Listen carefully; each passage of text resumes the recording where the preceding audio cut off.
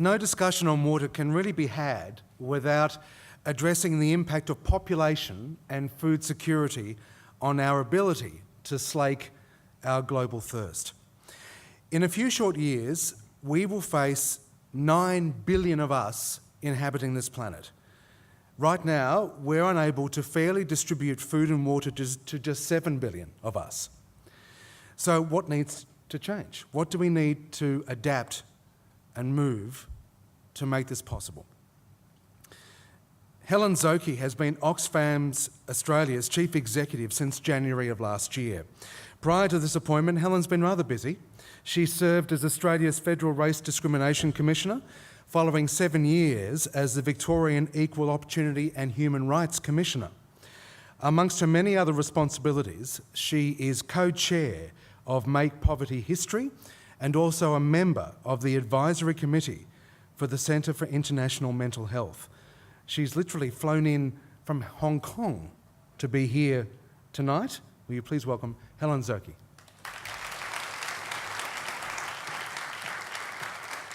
Thanks very much, and thank you everyone for the welcome. I would like to begin by acknowledging the traditional owners of the land and to pay respects to elders past and present, particularly when we're talking about something as sacred as water. Well, you've heard tonight there's no doubt that water is the source of life, and along with access to land, Oxfam knows that for small-scale farmers and fishers, there is nothing more important. I saw this firsthand when I visited the Philippines in the wake of Typhoon Haiyan.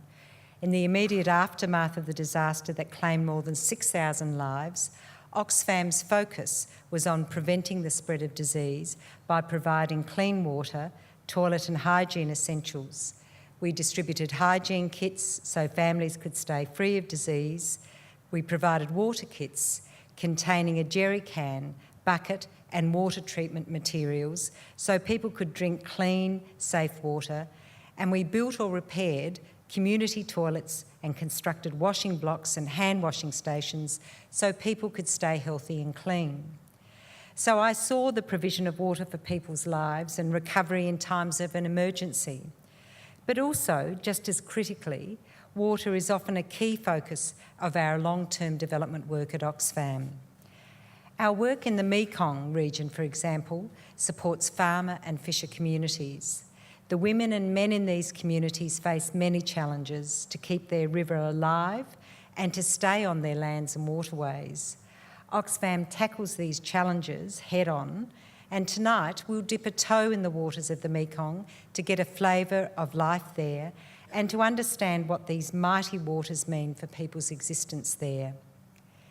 These waters are intimately connected to food security in the region. Fish and rice are people's staple diet, so anything that affects these waters affects people's ability to access food. In a world where 1 in 8 people go hungry, despite there being enough food for all, ensuring that people in the Mekong region can continue to fish and provide food for their families is absolutely critical. The Mekong flows through 6 countries. Its headwaters are in China, then it flows out to the South China Sea via Vietnam's Mekong Delta. On its journey, it passes through Myanmar, Thailand, Laos and Cambodia. 70 million people live in the Mekong Basin. For these local river communities, the water of Mekong is life. Mekong translates as Mother River. For them, its waters are not a good to be traded or sold, rather they're linked to daily life, to culture and to social cohesion. The Mekong waters provide water for drinking, for bathing, for growing food. They teem with fish and aquatic animals. Water is a means of transport. It recharges wetland ecosystems, and the sediments which flow with the water form fertile deltas rich in agricultural production. These deltas also keep back salt waters, which is becoming increasingly important in the face of climate change. Rivers also form borders between countries, Thailand and Laos, for example, and it's important to remember that rivers do not stop to have their passports checked as they cross borders, but they flow on downstream. In the mainstream of the lower Mekong, this flow of water is unchecked by dams. This is so different to our experience here in Australia, where our waterways, from Melbourne's Yarra to our own Murray-Darling, are dammed and diverted and controlled by weirs and other built infrastructure. We can probably all recall the dire state of the Murray-Darling during the recent drought years, when its waters did not even reach the sea and were so saline that our red gum floodplains became critically endangered, and Adelaide was seriously concerned about the availability of drinking water into the future. So far, the Mekong doesn't suffer this fate, but things are changing. The upper reaches of the Mekong are being dammed by China to make hydropower, energy to feed the rapid expansion of China's booming economy and megacities. Chinese dams are fundamentally affecting the hydrology of the river and its upper reaches. The river's natural cycles of wet and dry season are being levelled out as they hold back water for generating power. The river ecosystems, the animals and the plants and the local livelihoods are so well adapted to seasonal fluctuations that this playing God with their natural river flows can have dire impacts. The Mekong is second only to the Amazon in its biodiversity.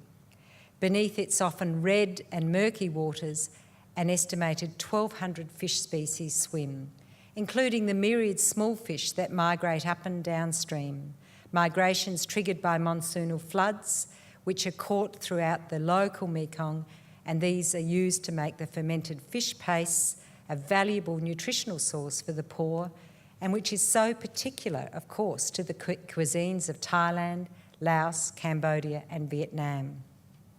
I love cooking, and I've heard a lot about these aromatic fish pastes, the roasted spiders, the deep-fried crickets, and the cockroaches, which are signature dishes in the Mekong. I am going to Laos in May, and I'm hoping I'm going to be brave enough to eat some of them. As wet season water levels recede, the Mekong's waters enrich riverbank gardens, a vital source of food and income for women in Laos, Thailand and Cambodia. And as the waters break the banks every year and flow out into the floodplains, the nutrient-rich sediments are left behind, charging the floodplains with fertile soils, which underpin the important rice production of the lower Mekong countries. The Mekong is home to the largest inland fishery in the world, and it's worth about $3.4 billion annually. And when the unrecorded fish catch, so important for local peoples, is factored in, the value of the Mekong fish has been estimated to be as high as $6.7 billion. Cambodian fisheries alone contribute nearly 12% of the country's GDP. But as I said before, the Mekong is rapidly being opened up to development, with a network of roads, bridges, dams, mines and agri-business projects changing the landscape before our eyes. While some Mekong countries are moving out of becoming amongst the world's poorest, others still remain the bottom of the world's development index. And within all the countries, the wealth generated at the expense of the natural resources base is not being shared equitably within or between those countries. In this context, the Mekong's waters face a perfect storm. Coveted by many different and often divergent or competing interests, the contest between water for food, water for the environment, and water for energy production is a global phenomenon, but it's perhaps most starkly before us in the Mekong. Laos has said it wants to become the battery of Southeast Asia, but for Cambodia and Vietnam, who lie downstream, this could mean the end of the fisheries and the extensive rice fields. Recent research on food security and nutrition impacts of the proposed dams in Cambodia found that 89% of the population reaches their required daily intake of nutrition thanks to the contribution of fish. If, for example, the Sesan 2 dam is built in Cambodia, we would lose 9% of the fish in the Mekong. The impact would be particularly serious for pregnant women and children who typically need more fish to reach their ideal nutritional quota, according to the head of the Inland Fisheries Department. This doesn't need to happen. There is a role for hydropower in the energy mix in the Mekong, but most importantly, for the poor, there are decentralised and alternative renewable energy systems that can better meet people's needs. The use of water for hydropower should be rigorously assessed for the impacts on other uses of water, environmental, agricultural, urban and local river communities, and should be balanced with the perspective and the rights of other users of water. Through Oxfam's work supporting communities to have sustainable livelihoods and secure futures, we know that water underpins life. The mainstream of the lower Mekong should be kept free from dams, as it's been clearly shown that the environmental and the social costs are too high. Oxfam is working to support the Mekong's farmers and fishing communities to have sustainable livelihoods and to live on the land and waters which are their ancestral homes, and most importantly, to have secure futures. Our hope is that the best decision will be made for the future of those mighty waters and for the people of the Mekong region. Thank you very much.